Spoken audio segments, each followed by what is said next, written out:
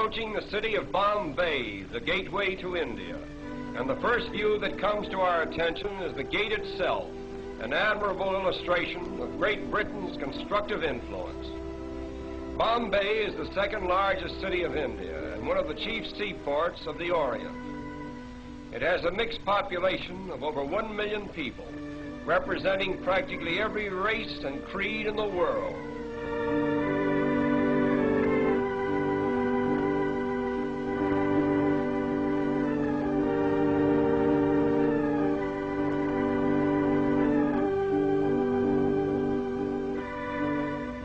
The Taj Mahal Hotel is unquestionably the most pretentious one in all of India. One of the outstanding features of Bombay is its sudden transitions from the modern to the ancient. This scene, for example, was taken a few minutes from the heart of the city, where the 15th century is constantly rubbing shoulders with the 20th. These automobiles cutting into this line of ancient vehicles suggest an odd symbolism which typifies all of India, where time and time again the new cuts into the old. But the gap is soon filled in, and the ancient procession goes on in strange defiance.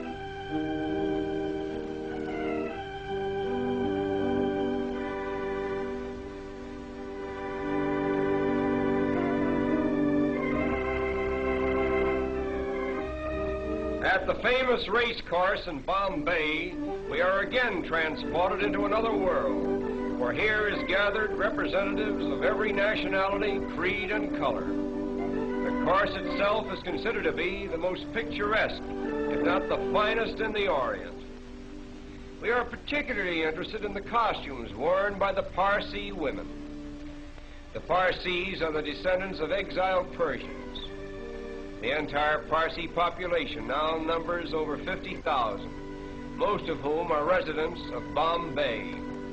They are regarded as the wealthiest class in India, and they are obviously the most progressive. Owing to its central position between the East and West, no city can show a greater variety of types than Bombay. Here we find gathered Parsi merchants, Arab traders, Afghans and Sikhs, Chinese, Japanese, Malayans, Americans, and British, all part of the cosmopolitan crowds so characteristic of Bombay. Not far from the racetrack, we come upon an old Indian fakir with the cleverest little bird that we have ever seen. We will pause a while and watch this little fellow perform.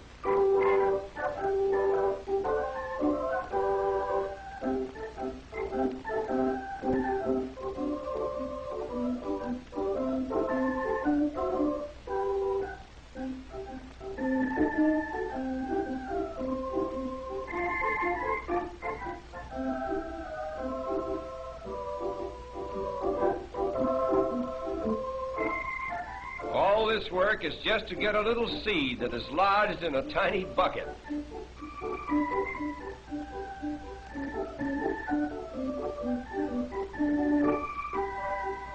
Stringing beads is the most amazing thing that this bird does. A needle is fastened to one end of the thread.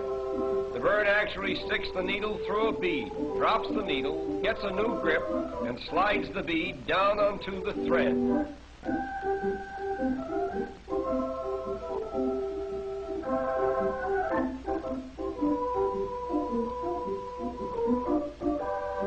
But there is much more to see, and our time is limited.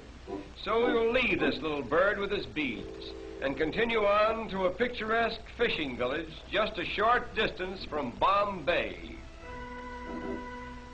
This quaint little habitation seems to have no connection with the mainland, and life in general appears to be carried on quite apart from the outside world.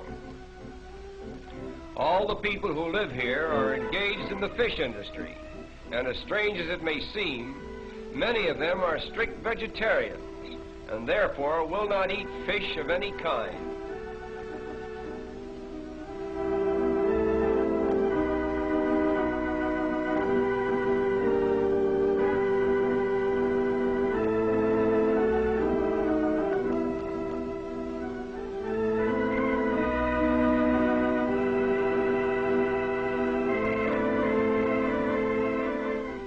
Even in this peaceful little village, there is a rigid system of caste. Here we find two attractive young ladies of the proud fisherfolk class. The dress each is wearing is called a sari. It is a one-piece garment which unwinds to about 8 yards in length. Look closely at these young ladies and you will see a round dot in the center of their foreheads. This dot, which is usually made of red paint, signifies that the wearer is married or eligible for marriage. The flower pot before which they are standing contains the sacred Tulsi plant, an emblem of virtue, which is worshipped exclusively by Indian girls. The story goes that a certain virtuous maiden named Tulsi was changed into a plant just as she was about to be assaulted by a demon. Thus, the Tulsi plant became a shrine of chastity for virtuous Indian girls. The chief occupation for the women of this village is in drying and preparing the fish which is caught by the men. The method for treating the fish is to first soak them in salt and then lay them out on the sun-baked ground. When they are thoroughly dried, they are tied in small bundles and sent to market. These women are treating a smaller species of shrimp, which is swept about in this manner until it is sufficiently salted and dried. It is then used in preparing the famous Indian curry. No picture of India could possibly be complete without a view of its royal elephants on parade.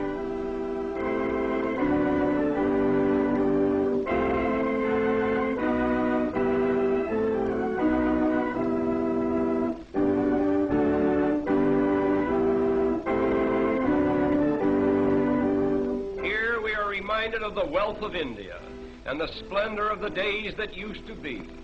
This is just a rare and special occasion, staged by one of the wealthy Maharajas at a grand social event. The headpieces worn by these elephants are made of solid gold and are studded with magnificent jewels.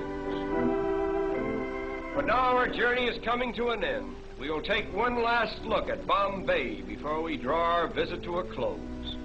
To the observing tourist, this view is more than just a picture. It is Bombay, the gateway to India. Through it flows the commerce of an empire. Great commercial houses, stately public buildings, and educational institutions flank its broad thoroughfares. Railways converge here from every state in India, and steamship routes diverge to the ends of the earth. Such has been the first constructive imprint of Western civilization upon this much talked of and generally misunderstood country. And so our journey ends. We bid farewell to Bombay, the gateway to India.